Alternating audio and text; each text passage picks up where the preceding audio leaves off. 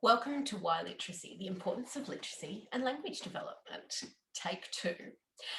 It's probably a good thing I'm re-recording this because I had a cold last time, so hopefully it'll be a little less painful to listen to. Okay, so we're talking about literacy development and the way that it intertwines with language. And this is for all children, not just individuals with Crudichar. So for all of us, what we know is that literacy emerges from our language development. We don't have literacy development without language development, and literacy activities heavily impact language development. Literacy also emerges from all of the preschool literacy experiences that we have, all of the unconventional things that we do with books that gradually become more and more conventional. And also all of the unconventional things that we do with pens and pencils, scribbling and writing, that eventually become conventional writing. So literacy emerges from all of those different parts of our experiences. When we look at literacy instruction for individuals with disabilities, and Catam specifically reviewed individuals with intellectual disability, what he found was that historically literacy had been taught to those individuals in a completely different way to neurotypical kids. Now, there is a bucket load, a shed load, a truckload of research into how to teach literacy. And one of the things that we know is that there is no one size fits all. If there was, we wouldn't have our constant discussions, back and forths, conundrums, etc., about how to teach literacy. But there are things that we know are really bad practice. And one of them is to take literacy out of real life experiences and teach it in a very sequenced and artificial way. And yet that's exactly what he found was the way that most individuals with disabilities were being taught to read and write. And so they might have an activity like repeatedly tracing their name without ever being exposed to using their name for real reasons. So it's very common for preschoolers to sign in when they get to preschool. That is writing your name for a real reason. Many of us sign in during the day. At the moment, here in Adelaide at least, we're all massively signing in with QR codes and COVID IDs everywhere we go. So that is using your name for a real reason. What Catam's observed, and I have seen this more times than I can count, is students with disabilities being asked to repeatedly trace and copy their name totally out of context. And that actually makes it harder to learn what the skill means and what you're doing it for. He did notice when he was doing his review that our practice in special ed was slowly shifting closer to being contextualised and to being more like what the good practice is for neurotypical kids. But he said there was still a lot of the old style. And I would say that that still exists to this day, unfortunately.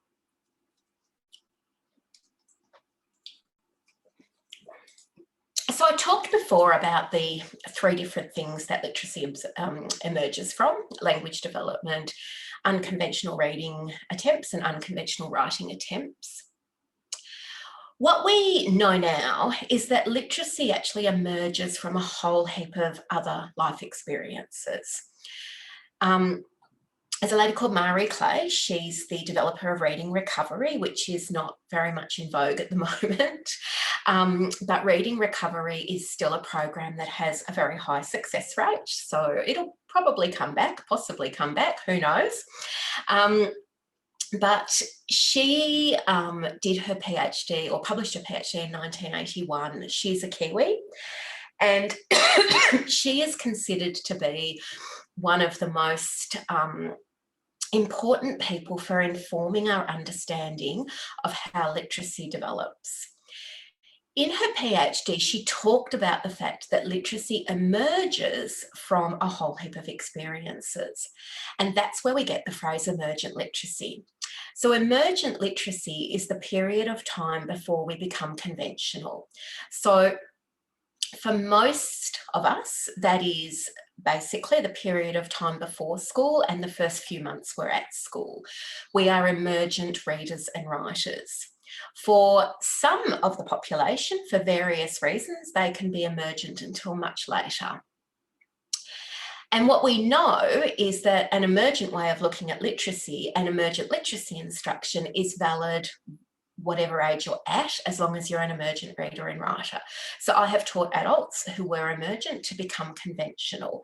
It is not just an age-related stage.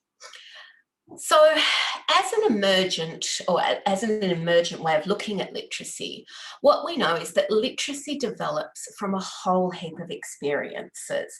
It's not just tracing and copying your name, for example, it's seeing your name being used. It's your name going on a book, it's your name on a peg, and then you've got to find it and put your bag on it. It's your name on your clothes.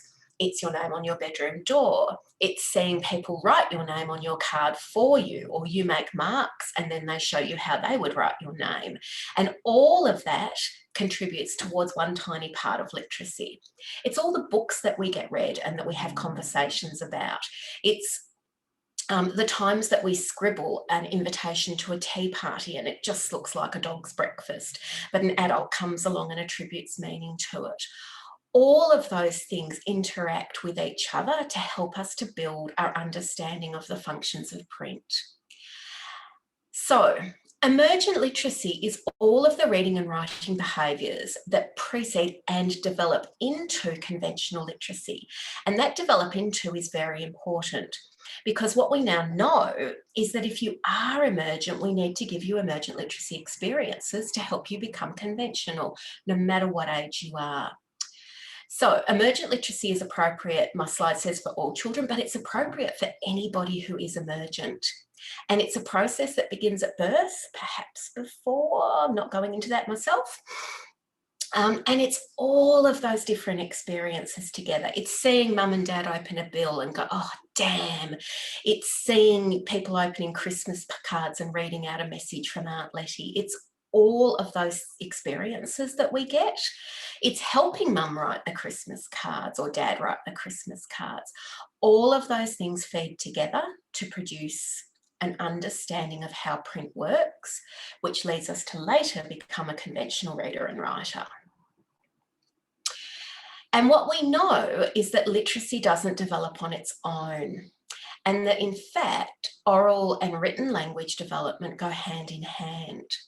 So we develop AAC or speaking at the same time as we develop writing, at the same time as we develop listening, at the same time as we develop reading, and all of those feed into and out of literacy. And around all of those is the concept of language. I can't understand what someone is saying if I don't have language. I can't speak myself or use AAC myself without a development of language. I can't read a book and understand what it means without developing language. I can't think of a comment to write without developing language. So they all go together. They all feed into and out of each other.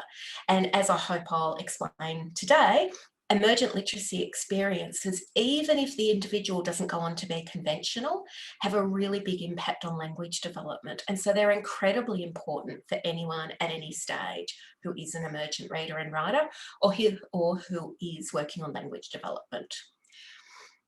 So, repeatedly participating in semantically rich and meaningful early literacy activities increases children's knowledge about the world, the language they are learning, and how people communicate within those activities.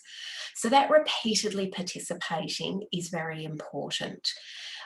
Individuals need to repeatedly have books read to them, repeatedly participate in discussions about those books, repeatedly contribute to writing as a team, repeatedly see us adding items to a shopping list. It needs to happen many times. Marilyn Yeager Adams estimated about 1,400 hours. So, in terms of emergent literacy, there's only been one really thorough review. In terms of conventional literacy, there's been several published really thorough reviews, each of which comes back with, there's no one solution for everybody. The emergent literacy panel didn't even try to come back with one solution.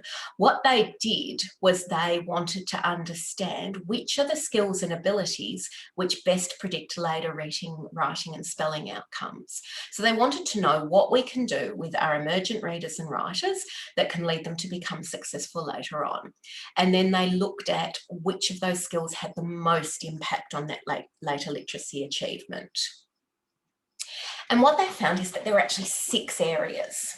So the first was alphabet knowledge. It's very hard to learn to read and write if you don't know the alphabet. The second was an understanding of how print works, how you turn pages. When you get to the end of a line, what do you do, etc., etc. Phonological awareness, which is the ability to hear sounds, words and syllables in speech. Some idea of invented spelling, a representation that text is a code for speech is a very good starting point. They needed some level of oral language, and absolutely the better oral language they have, the easier it is to become literate. I will say I don't generally use the term oral language. I just tend to say language. I know many individuals with complex communication needs who are highly literate. It's not about speech, it's about language. It's about that representation of the code that we use to communicate. And then name writing was listed as the 6th thing. Kids who showed a good awareness of how their name was used and how they could write their name were more likely to become successful readers and writers. And then they organised those into 4 domains. So there's the print knowledge, the understanding of how print works, the phonological awareness, the ability to hear sounds, words and syllables in speech, writing and oral language. And the panel recommended that we need to make sure we cover all 4 of those areas to ensure achievement for the students that we work with. And what we know is that that same information applies to students with disabilities. They need to have the same interventions. They may need to have more of the same interventions to develop the skills that we want them to. And what we've got to do is ensure that they get access to those activities and get access to them in a meaningful way. Again, not the tracing and copying of the name outside of context, doing it for real reasons. So I'm going to break this into what we call the building blocks or the big blocks. These are 6 different activities that we do to ensure that we cover all of those areas for emergent readers and writers. So I'm going to talk you through very briefly those today because we don't have masses of time. We're going to start with the first one, which is shared reading. So shared reading is, well, I call it fundamental. Shared reading is a fundamental activity that we need to do with every developing reader and writer. We often start reading with children as soon as they are born. And when you ask parents why, many of them tell you it was because they were told to. Some of them tell you it's because they can't have a conversation with their baby without having a book because it gives them something to talk about. People read to their babies for a range of reasons, but what we know is that it can be really important for learning vocabulary and language. So we also know that reading books, shared book reading, promotes a whole heap of other skill development, such as joint attention, the ability to discriminate between pictures and objects, the ability to explore pictures. And kids who are read to frequently, of course, develop a lot more competence in learning how to handle books and what to do with them. And then we have quite a few studies showing that early and frequent book reading leads to better language skills and, of course, early literacy skills. One of the things we know is that shared reading, as we describe it, is a rich interaction between the person reading the book and the child. When we're talking about kids with complex communication needs, sometimes people think, oh, how could we do that? I hope I'm going to show you that today. But every time we read a book with an emergent reader and writer, there should be a rich language interaction. So we don't just read the book from cover to cover. We stop and we make comments like, oh, they're going to a farm. Do you remember when we went to a farm? We saw pigs, didn't we? And then you have a bit of a chat about pigs. And so the adults who are reading the books use that as an opportunity to build connections to the book and the world. They use it as an opportunity to build connections to the book and the individual. And they do lots and lots of rich language and experience building.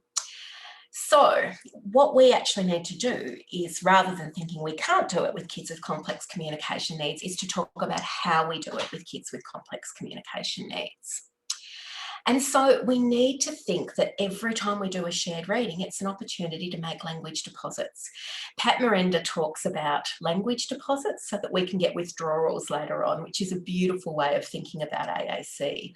When we first use AAC with kids, we are primarily the people using it. It's not, we don't give it to them and they suddenly use it. We use it ourselves and we model. It's the same with speech. We model speech for 12 to 18 months before most kids start talking. And all of that is about making language deposits so that we can get a withdrawal later on. And what we need to think about is that parents are typically doing all those language deposits with speech because their children will generally speak. We need to be doing those language deposits with the system that we want our child with complex communication needs to use themselves. So, for individuals with complex communication needs, communication, as for everybody, is a human right. It's a human right for all of us. We all have the right to refuse. We all have the right to negate. We all have the right to accept. We all have the right to give an opinion. We all have the right to control our lives with communication. And so all of us have the basic right to communication. And for students with complex communication needs, they have a basic right to ongoing instruction that will develop versatile communication skills. We want everybody we work with to become an autonomous communicator. For that to happen, there are a few things they need. The first one is a comprehensive or core-based AAC system. They need a system that's going to let them do all of those things: give an opinion, negate, object, refuse, accept, ask a question. They need a system that supports them to do all of that. Some of you will have been driven mad by a 2 or 3 year old asking hundreds of questions. It is perfectly, it is a requirement to have questions in a communication system because we all get to the point where we want to ask them. On top of that, they need natural everyday routines, interactions and environments for learning how to use that system. It's not about coming into a therapy room once a week and learning it sitting across a desk. It's about using it all day, every day, or as much as we can manage. They need lots of models of how that system can be used by communication partners. And for beginning kids, we're focusing on attributing meaning to all of their communication behaviours. So if we pull out 3 or 4 books and we ask them which book we're going to read today, and for one of them they still and look a bit longer at the cover, I'm going to take that as making a choice and say, oh, I think you want to read Spot Goes to the Farm today, and that will be the book that we read. And if after a few pages they push it away, I'll say, maybe you want a different book. So I am attributing meaning to everything that they do. And for early communicators, it's often informal communication. So I was very lucky to have some lovely families share videos today for me to use. So this is a video of Claire and her brother Callum doing some interactive shared storybook reading. I think this video is awesome. I think Callum deserves a big medal for being such a fabulous modeller. I will probably hit Hannah up for permission to use this video when I'm training teachers, with the hope of being able to say to them, look, a kid can do it, you can do it. It's not that teachers object to do it. I think it's just a lot of them think it's a lot of work or it's a little bit too hard. And so I would love them to see a young boy doing shared reading with AAC. So here we go. Let's watch this video.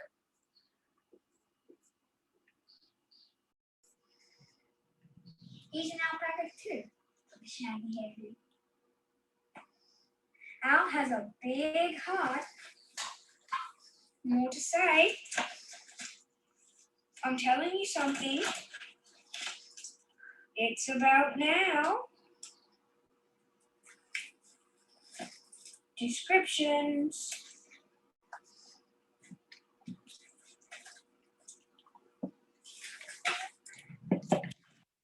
Descriptions. Size.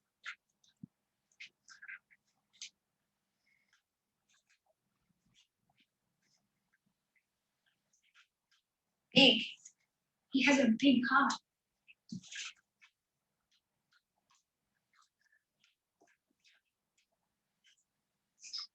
But isn't that smart?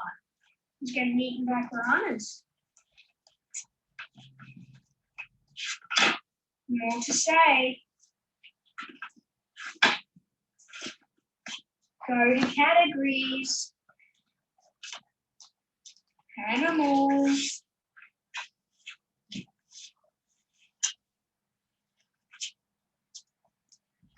Turn the page. Water animals.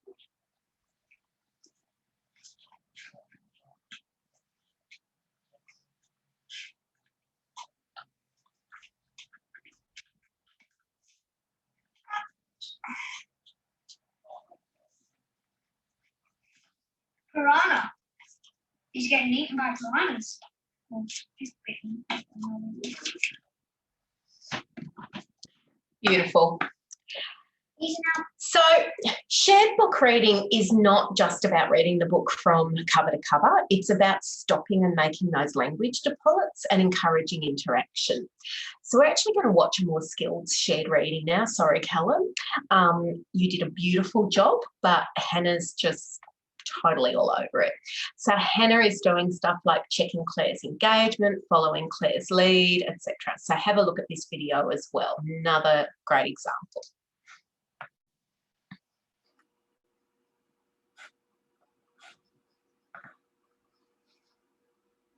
Ribbons and bows to go with the skirt that won't show the dirt, to go with the socks from the local shops, to go with that,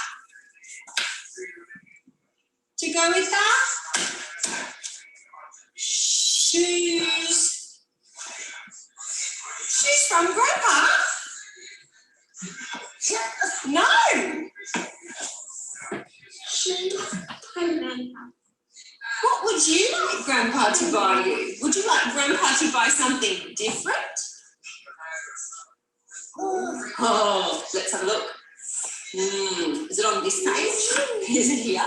Is it here? Look. A hat? Yes, a hat. No, not a hat. So we're going to turn the page. Let's have a look. Turn the page. Shoes, socks. In that column? Yes, so turn the page. No, shoes. Shoes. Good talking. Shoes. No. Socks. Would you like Grandpa to buy you socks? Yes. Beautiful. So Hannah does say she shouldn't have been doing partner-assisted scanning, but she did a beautiful job, constantly checking Claire's engagement, and you can just see how Claire was loving that chance to interact. Did Claire mean to do all of those yeses and nos? I don't know. Not 100% sure. I don't know, Claire. Is Hannah convinced that all of those yeses and nos were 100% correct? Don't know. Does it matter? No. We are totally attributing meaning. With our early communicators, we're not asking them world-shattering yes-no questions at this point. We're asking them things like, what would you like Grandpa to buy? It doesn't really matter. It's just a discussion about a book. But by us attributing meaning to what they do, they learn. So, those videos have each of the 4 elements identified by Erickson as being important for interactive storybook reading with AAC. You need a comprehensive or core-based AAC system. You need natural everyday routines. We're just reading a book. You need models of symbol use by partners, and we focus on attributing meaning to all behaviours from the individual with complex communication needs. So I mentioned attributing meaning, and I'm sure some of the other speakers have spoken to you about it as well. Attributing meaning is a really important adult skill. It's what we do naturally to kids without disabilities. As we attribute meaning, we teach them to be less random. So if we consistently take this as yes, they learn that they can do that as yes.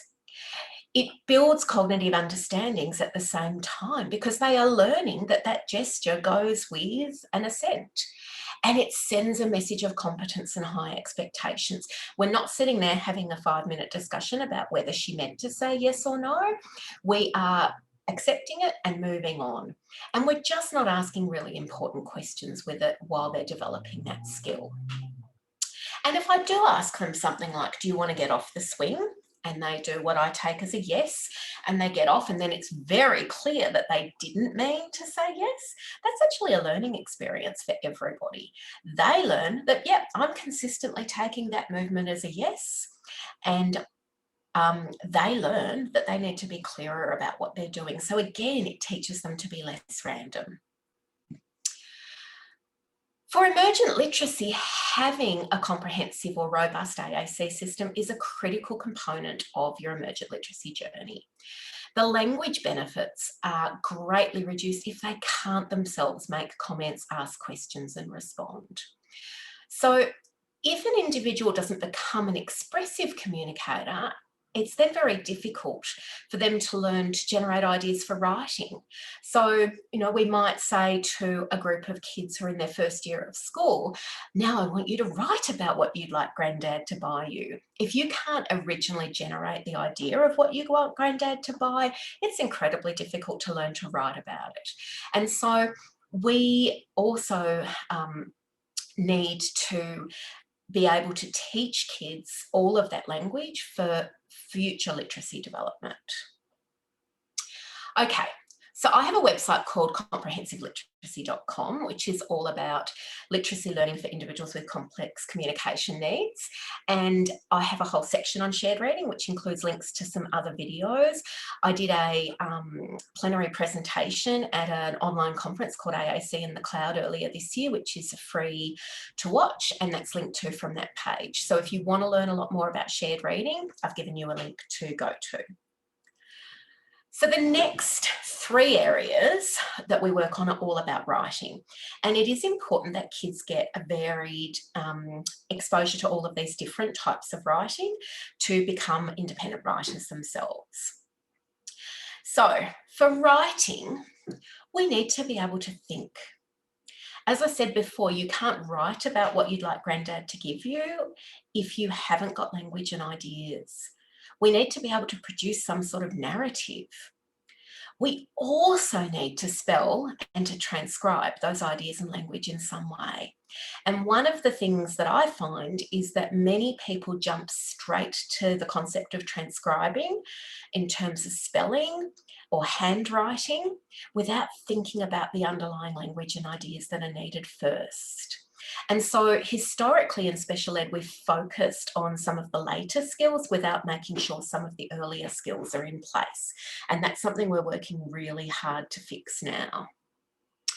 So when I first graduated, which is quite a long time ago now, getting on for 30 years, we had a really heavy focus on copying in special education. So students would copy, I could give you this piece of Arabic text and ask you to copy it every day for the rest of, well, let's not say the rest of this year because it's Christmas Eve today, but let's say for next year, you're going to copy it every single day. Would you learn anything about writing Arabic from that copying? I could change it to different pieces of Arabic every day. Would you learn anything from that? Even if you spoke Arabic, would just copying it teach you anything about writing it? What we need to recognizing is that copying doesn't teach students how to write. Writing, first of all, has to be about ideas and language. For students with disabilities, many of them didn't learn to write through good emergent writing practice because we haven't given them access to easy to use pens and pencils. And I'll talk about those easy to use pens and pencils. So what we did was we jumped things to things that made them look like a writer, like copying or tracing. But we need to go back and address those underlying skills, and then we need to figure out some sort of way that they can write that takes the emphasis away from the physical component of writing, because what we've done for many students is we forced writing to be around handwriting, and handwriting is incredibly physically difficult. And we've then tried to teach them language on top of that. We actually need to recognise that generating language and ideas is a very difficult skill, and let's give them a writing tool that is the easiest possible thing so that they're not learning to do two really difficult things at the same time. So in terms of language development, which is the topic of this presentation, we have a lot of evidence that repeatedly writing as a preschooler feeds your oral language development. It's not about writing in a way that other people can understand it. So if we think about a typical kid and how they develop as a writer, they might be scribbling, and it's sometimes called writing. So they're drawing and writing, if you like, at the same time. There's no difference between what they do when they think they're drawing and what they do when they think they're writing. In fact, they're possibly not even thinking they're doing either. They're just making marks on a page. The adults around them start talking about what they're drawing and what they're writing. And then over time, we start to shift and we say things like, oh, I can see you're writing about butterflies there because I can see a bee. And we are attributing meaning to what they're doing, and we're assuming competence. And we're telling them, you're making marks on a paper. Now I want you to know that those marks need to look like certain things to help you move up or move to the next level. And so then the kid starts scribbling, and then they start telling us they're scribbling about butterflies or writing about butterflies. They've made their own attributed meaning. And then the adults go to the next level and they say, oh, butterflies, what are the butterflies doing? And the kid says, oh, the butterflies are flying. And the adult says, oh, you're writing about butterflies flying. I love it. I can see the bee there again. Awesome, butterflies flying. And then the kid comes back and, says, I'm writing about butterflies flying. And then we go, and where are they flying to? And we are constantly teaching them how to build a narrative. It's not just about one idea, it's about an idea with different parts. And that's how we write. So that by the time kids are 2.5, they're bringing a piece of paper up to us and saying, I've written you a letter, I've invited you to a tea party and we're going to have cream cakes and tea. And we'll go, oh, awesome. When is the tea party? So we're adding the next level again.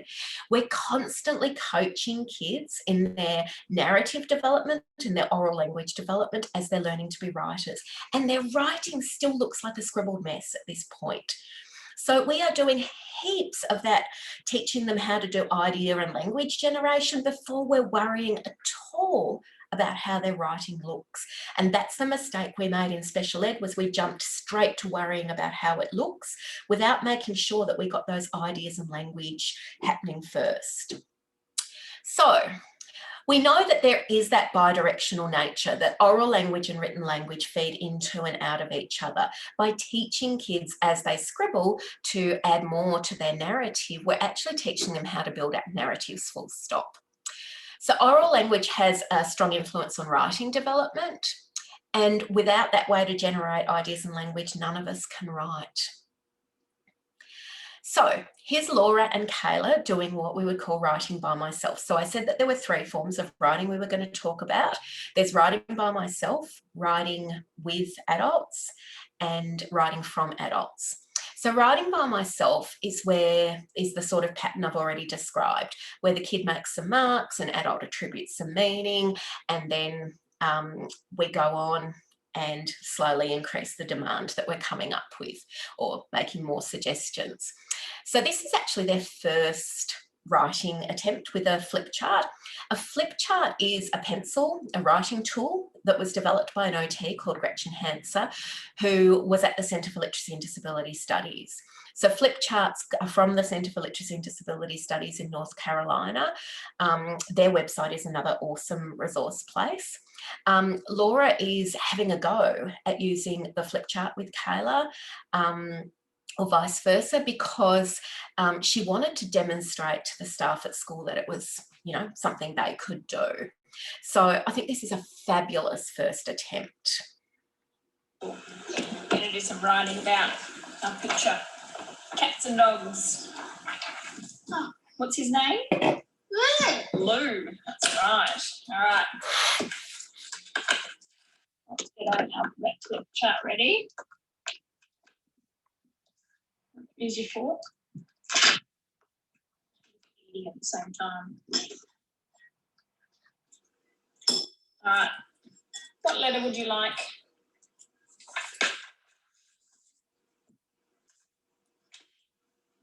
A B. Great choice. B. Any other letters on this page, or you can turn the page? That's who we're writing about. Lou. Another letter, or turn the page? Turn the page. An A. B-A. Great use of expectant pauses. Oh, so you want to turn the page? Good go. A G. A H. Which one? Was it a G or a H? A H. Bah. B-A and a H.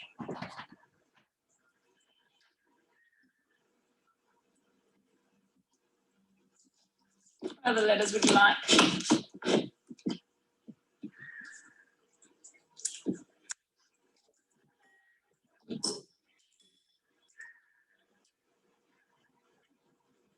You can turn the page, space. It's you. We're videoing you. Change the light so I won't be able to see you. What other letters would you like? Do you want to turn the page? Let's have a look. A, B, C, D. Turn the page. Another A. Baha, that's what you've written. B-A-H-A. And constantly modelling the alphabet as well, talking about the alphabet. So What else building do that you write alphabet about knowledge. Lou?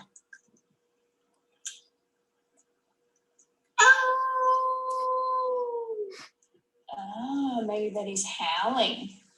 Yeah. How could you write that he's howling? Oh. Let's find some letters for howl. Would you like an A, B, C, or D, or turn the page? A C. C. So now you've got B, A, H, A, C. Another A.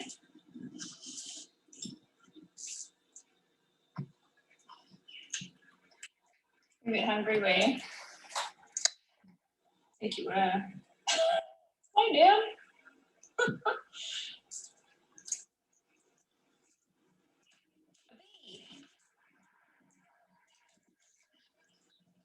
A D.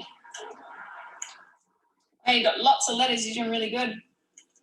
You finished? Finished writing? Okay.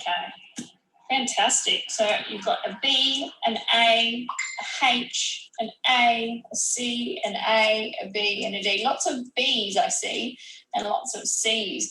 Do you know what I see here? You've got a B for beagle.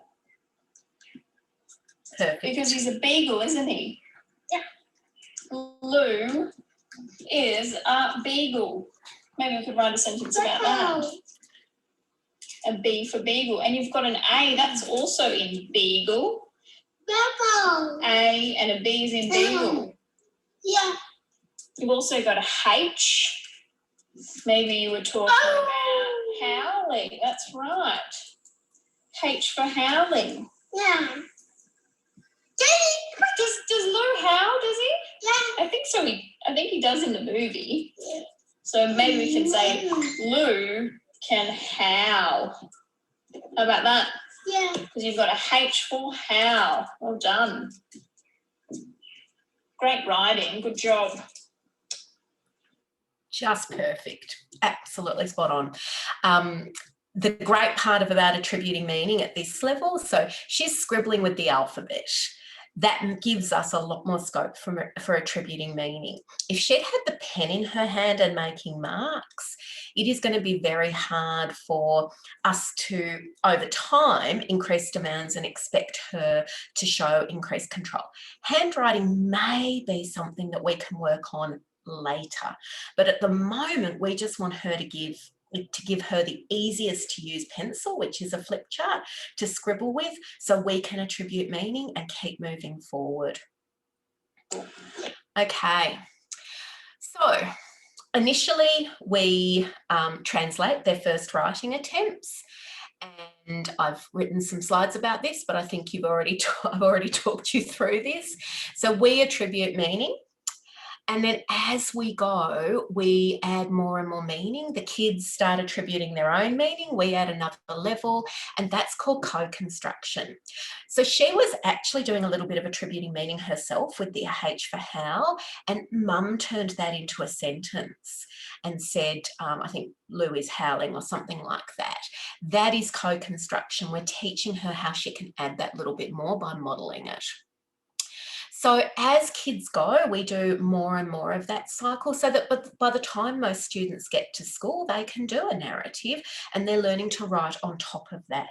And that's where we want our kids with complex communication needs to have all of those experiences as well, so that they're learning to write, having already had multiple opportunities to learn to develop a narrative and language. So I think I've talked through all of that. It's great if we can do that, developing a narrative with AAC. Students need access to comprehensive AAC to be able to develop those narratives, as you can imagine. And our adult superpowers, which the mum in the video we just watched showed fabulous amounts of, are presuming competence and attributing meaning. We constantly presume that they are competent and going to move to the next level, and we attribute meaning to everything that they do. Presuming competence, when we say something like, oh, I can see the B in your writing, that's presuming competence as well as attributing meaning. We are not saying, oh, was that meant to be a B? Is that a fluke? That's a B. When she chose the H in the writing, and then as Mum was talking about the H towards the end, she immediately started howling. Was that a fluke or was that deliberate? I don't know. But by Mum going, yes, he was howling, she's made it more likely that her daughter will put those pieces together and make her less random over time. And so we do that hugely. Okay, I think I've said everything that's on this slide already. Okay. And what we're aiming to do with beginning writers is we're aiming to teach them what are called the functions of print. And on top of that, we're aiming to build their belief that they're a writer. By having an interaction like the one we just watched on video, we are teaching her that we believe she's a writer, and over time she will believe that she's a writer if she doesn't already. That is exactly what we want to do, because when we hit kids with writing and we send them constant, you didn't do that right, you didn't do this right, you didn't do this, you didn't do that, you need to spell it like this, we're actually sending them a message of can't. We need to send them a strong message of can through this emergent writing phase, and then we really need to watch what we do once we're moving to conventional writing as well. But for many kids with disabilities, their first experiences with writing are all about what they can't do, and we don't want to do that to kids. All we end up with is kids who are very reluctant to write or even have a go. Now, I said earlier, there are 3 sorts of emergent writing. You've already seen that example of writing by myself. The other important forms of writing that we want emergent readers and writers to be exposed to are writing from adults. Writing from adults is when we write in their vicinity. So examples could include shopping lists. We want them to see us standing in the kitchen going, oh, milk, I'll put that on the list, write it on the list. Then we would like them to see us taking it to the shops and going through the list and crossing it off. The functions of print are very important for kids to learn at this stage, and they are print has meaning and text is a code for speech. So in terms of text is a code for speech, when we go, oh, milk, I must write that on the list, and we write it, we are teaching them that. Same when we do a text message, mum said she's going to be late, we need to cook dinner. I'm going to ask her, what should we cook? Poor mum. And then you write that in front of them. That is teaching them print has meaning.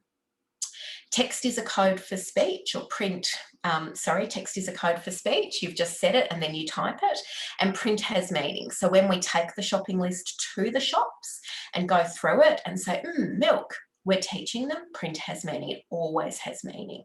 We open a bill, as I said before, in front of them and go, oh, rats, that's teaching them print has meaning. We also want them to have experiences writing with adults. So there's that writing from adults where they see adults writing for real reasons. And then there's that writing with adults. So at this time of year, Christmas cards. We're writing Christmas cards. We're asking them, what do you want to say to Grandma? What do you want to say to Auntie Joy? Etc., etc.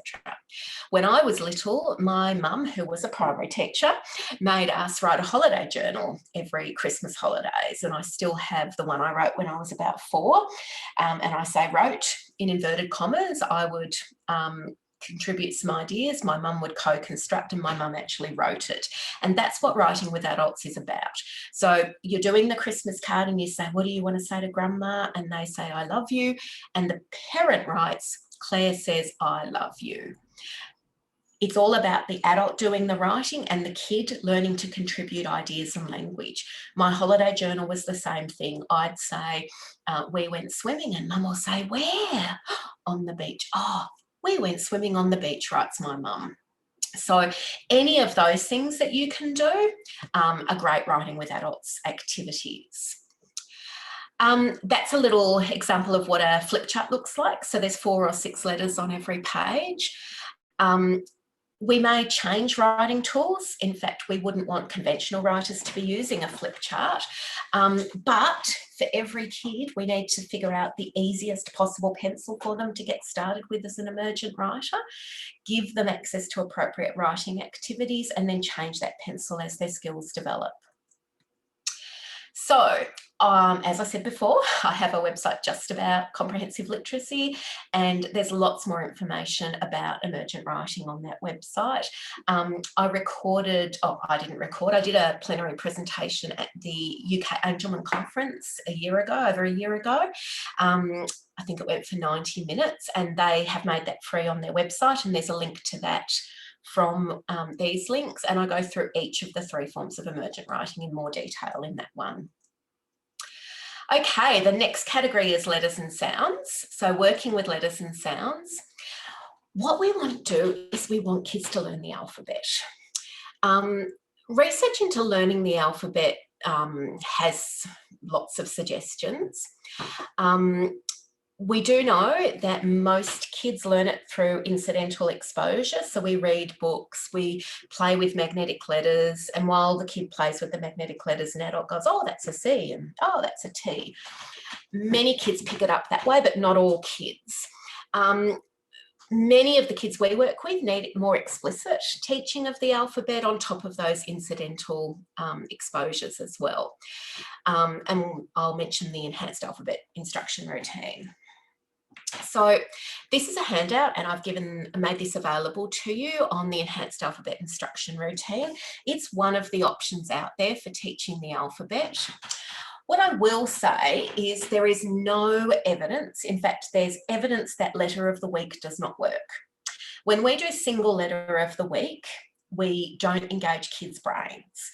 If I say, okay, letter of the week is B, what does bus start with? What does bowl start with? They don't have to think. Whereas if I say, okay, we've got 2 letters of the week, they're B and W, which one does bus start with? Now they've got to think. When I have a minimum of 2 letters, kids learn to compare and contrast. So at least 2 letters of the week. The enhanced alphabet instruction routine would mean you'd have 5 letters of the week. In the original routine, it's more of a letter of the day, but the way that we're using it in lots of the schools I work with is we have the 5 letters of the week, and we do 1 letter a day using the routine, but we have all 5 of them available all week and play some games with them. Activities where kids have to sort the alphabet.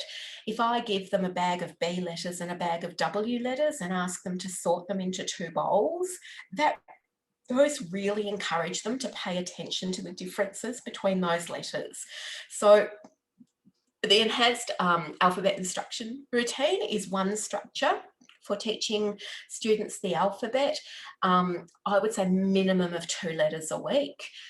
2 to 6 is great for most kids. And then, yeah, this concept of letter of the day is relatively new. It's been quite successful with some students. I think, like all of literacy, it's trying different approaches till you see what works, but we do know that single letter of the week doesn't really work for anybody. So I wouldn't use that approach with anybody. I'd give this a good shot, or I'd give 2 letters of the week a really good shot.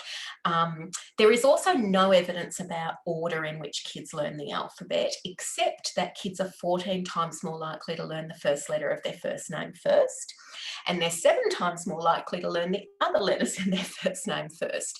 So if I was teaching the alphabet to Betty and Betty didn't know the alphabet at all, I would naturally start with B, E, T and Y.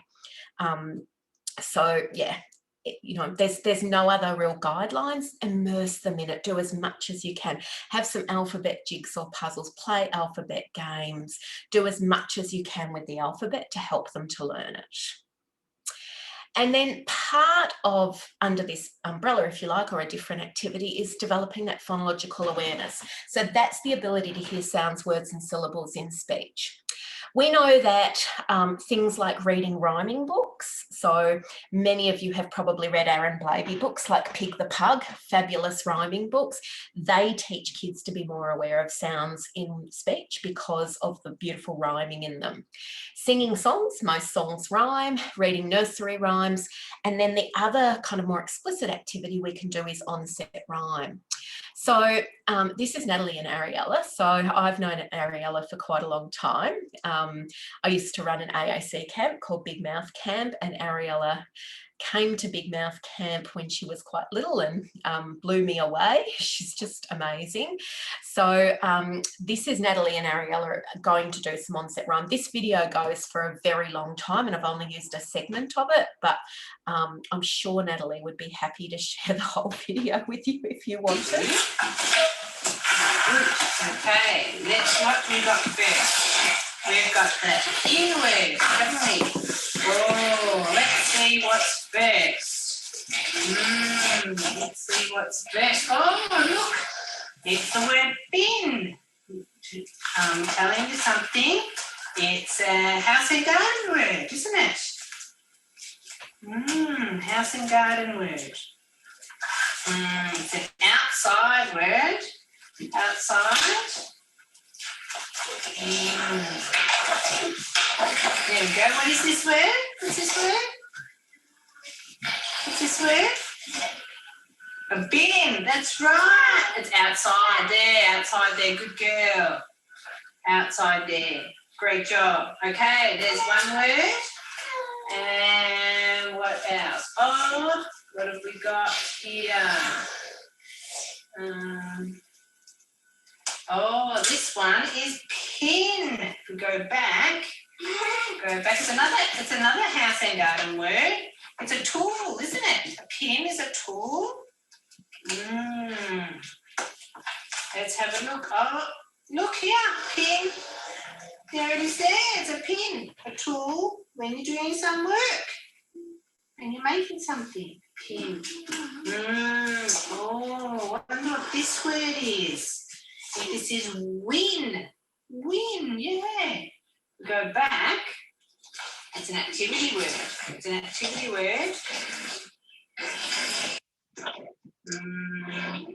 to turn the page. It's a games word. Win. I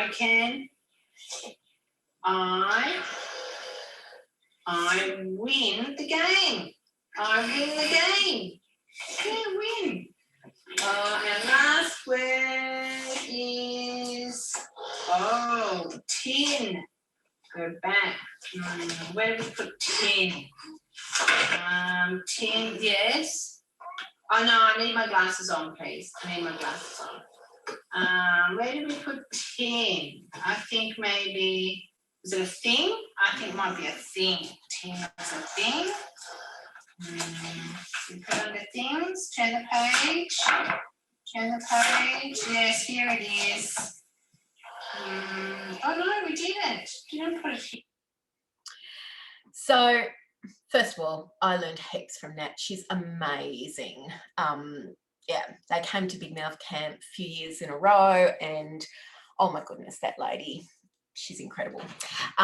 Second, onset rhyme is also sometimes called word families. There are 37 of them in English, and they have been shown to be one of the best ways of teaching kids phonological awareness, because we work with a word family like in, bin, tin, win, sin, fin, whatever else is in there, and we're teaching them that one sound changes the meaning, and we're focusing on that one sound that's changing.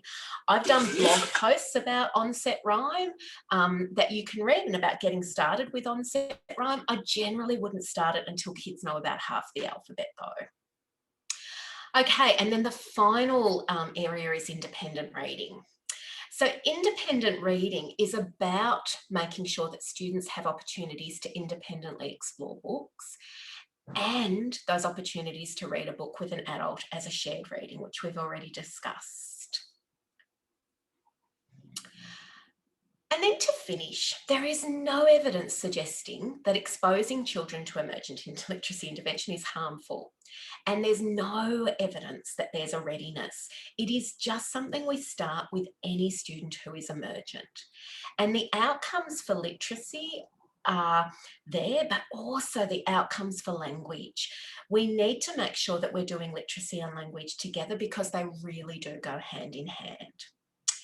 And a quick thank you to the people who contributed videos or photos. So that's a beautiful photo of Shay exploring a book independently. Thank you to the families who were kind enough to send those photos and videos through. And thanks to the Crudeshire Support Group of Australia for hosting the webinar. I hope you all have, I will say Merry Christmas. I hope you all have a great Christmas. People watching this at another time of year, have a good Christmas, the next one coming. Okay, thanks everybody.